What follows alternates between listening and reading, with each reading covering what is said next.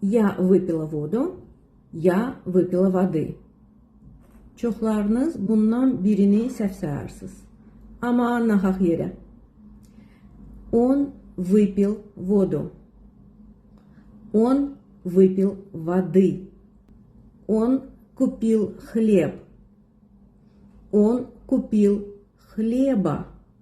Bu variantlardan hər ikisi düzgündür. Amma diqqətlə dinləyin. Он выпил воду. Он выпил воды. Он выпил немного воды. Он купил хлеб. Он купил хлеба.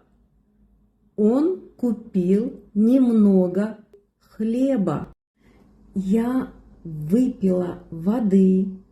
Я купила хлеба. Я спустилась в супермаркет и купила немного сметаны. Bax, bu variantlarda немного, biraz miqdarı nəzərdə tutulur. Əgər biz deyiriksə, я выпила воду, что я выпила?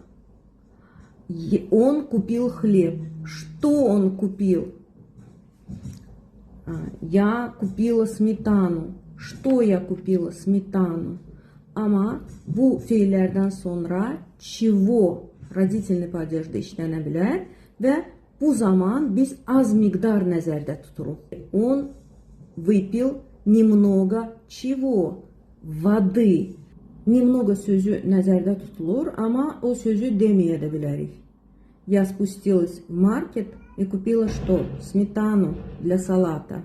Или же я спустилась вниз в супермаркет и купила сметаны чуть-чуть.